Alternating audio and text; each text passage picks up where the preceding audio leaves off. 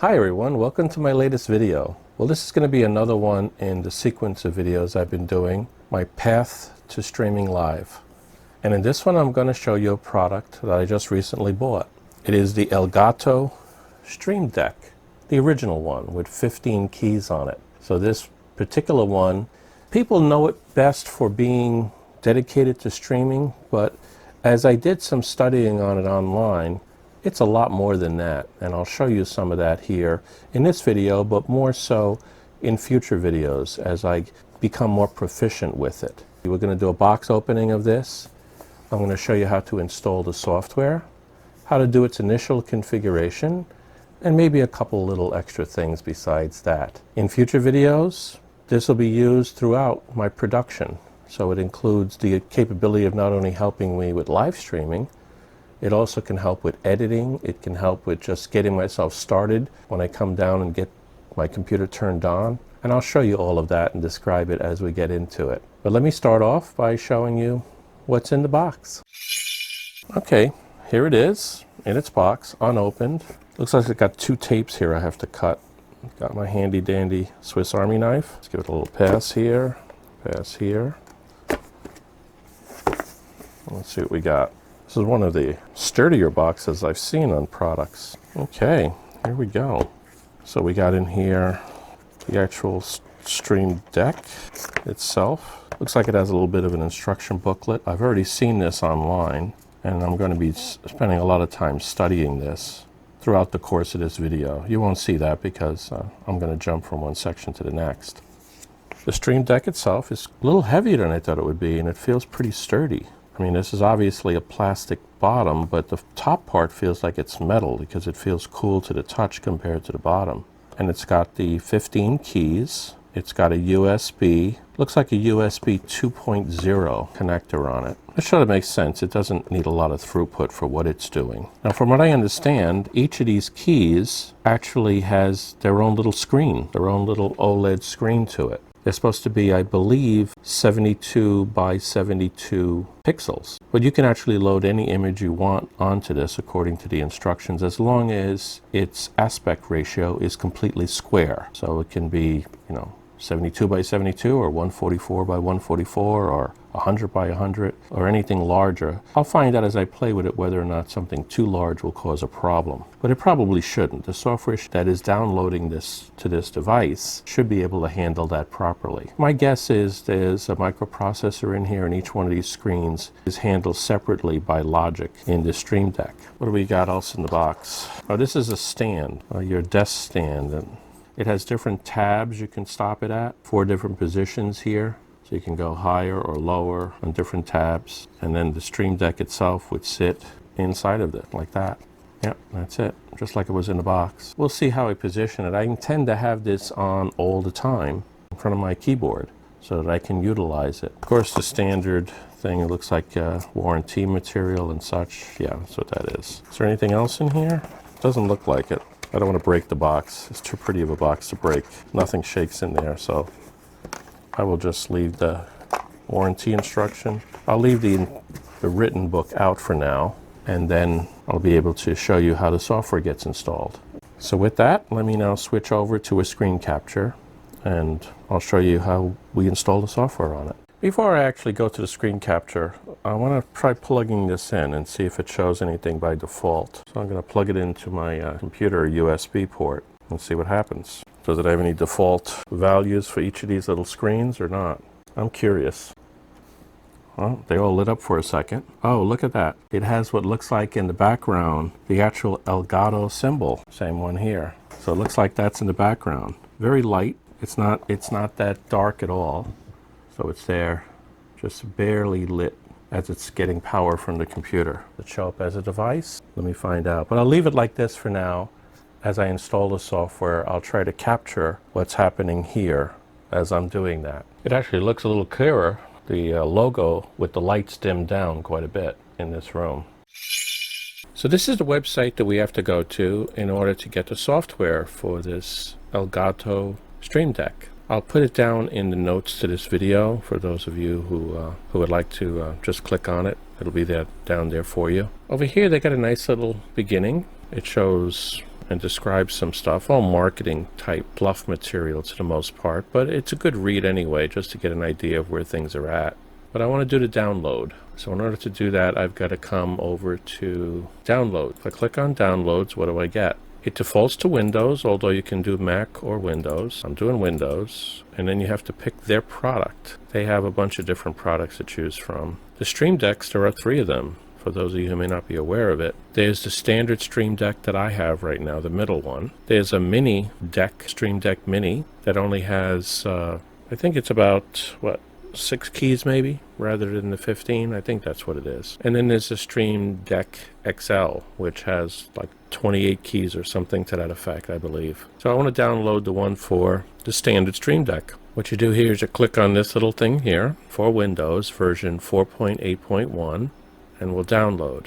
And right now, if you look down here in the corner, you see it's downloading, and it's completely done at this point. Now, I always take my downloads and store them someplace where I can get to them so I know what version I loaded. And I created a directory just for the Stream Deck. It includes the 2 user guides, actually a startup guide and a user guide. The user guide is the electronic version of what I pulled out of the box, I believe. Yeah, that's pretty much it. Download is finished. It thanks me. And then there's a startup guide that tells you the basic setup, which I will show you here. I just plugged it in to a USB port. I happen to have a USB 3.0, although it is clearly just USB 2.0. As a matter of fact, if you look at the specifications down below, it actually says that. If we back up from here and go into this part here, down further there's an actual specifications button. Here it is. They show you what it looks like unboxed if you're interested, and the specifications. And over here it actually does say that it is on a USB 2.0 with 15 customizable LCD keys. So I'm going to go and run the software from here, from my download area that I saved it at. It's the same version. It's only been there a couple of days, I believe. Yeah, I didn't load it yet, so we're installing it for the first time.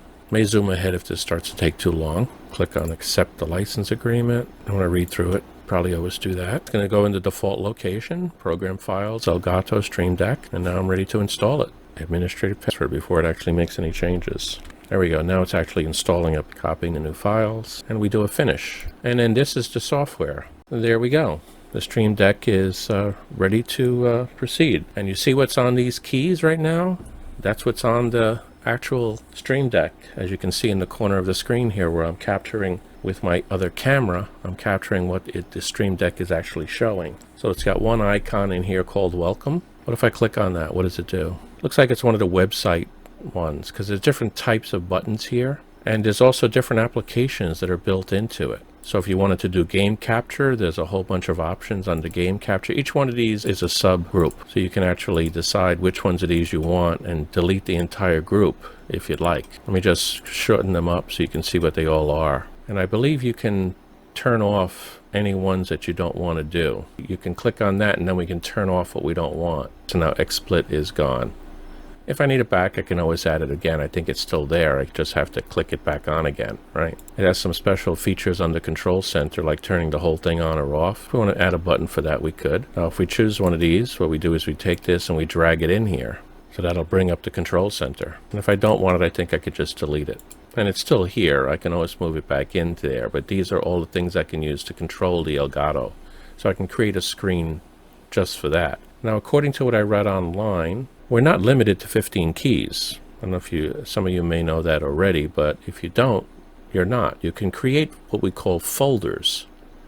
So if we come in here and we right-click on any one of these, we can say create a folder. And then if we create a folder, and we could give it any icon we want.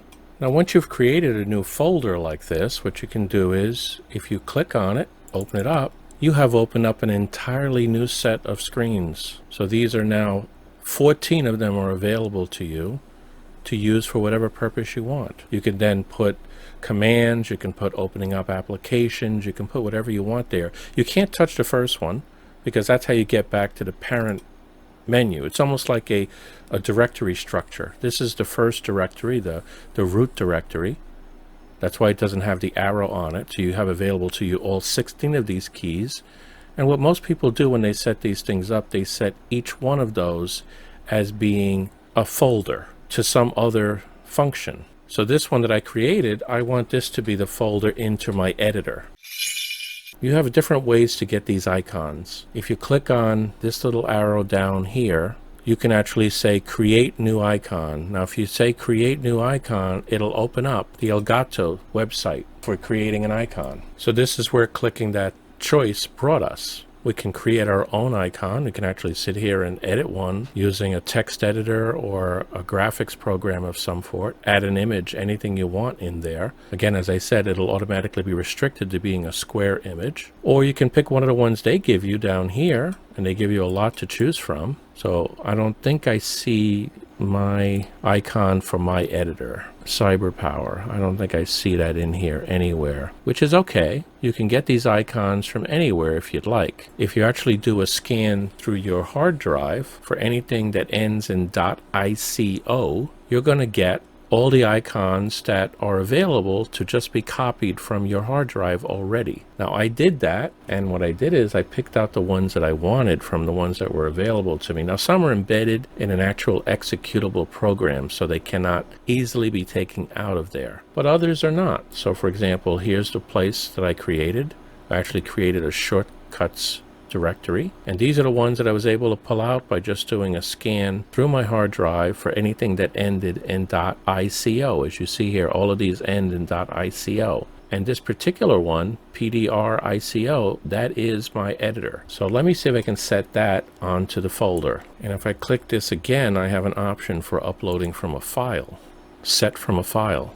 And if I go to my shortcuts area where I stored all of my icons, we'll be able to see all the ones that I wanted. So now if I search down for the icon from my editor, here it is, pdr.icon. I'll click on that and say open. And now that's what that folder will look like. And I can give it a title. I can call it what it is, which is Cyberlink 17. I'll just say Cyberlink so it can fit nicely in the bottom there. But you can move this text around to wherever you want if you want to do that. You can actually have it show in the middle, you can have it show at the top, so whichever area you'd like to see it. I'm going to go ahead and leave it at the top actually. And so now there's my Cyberlink icon set up, and that is a folder in itself. That's how it looks right now on the Stream Deck, as you can see in the corner of the screen here. If I click on this now, then I can set up different functions within Cyberlink that I will use normally. Things like, doing a slice out of some piece of video that I'm editing, possibly opening up an options menu, and several other things that I'd like to do. If you pick an existing editor, let me see, did I have any editors here that you could use? I guess the closest thing to it is OBS. So if you look at OBS, it has a whole subdirectory of scenes. And if I click on that, I can actually drag the scene over here. I'm going to delete this just to show an example of it. And then I can change that scene to whatever scene that I want in the OBS studio, because scenes is a choice. Now I don't have OBS open right now. That's why it's actually dark. But if I did, there's scenes that I've created in the OBS that I could then assign to this. If I wanted to do an audio mixer, I could pick that. If I wanted to create a record button, I could do that. Let me click on a different button here and bring this record button over. Again, it's dark because I don't have the OBS application up right now. But my editor is not here. I don't know if that's something that I can download for my editor. Maybe it is. I'll do a search on that. But even without that, I know I can go back up. I can create anything that I want. Now let me go back to the top. I left a welcome here. I can get rid of that easily enough if I don't want that there. Let me delete that. Yeah, delete that. I don't care for the welcome. As you see, it disappeared from the Stream Deck as well. Gives me another button to play with.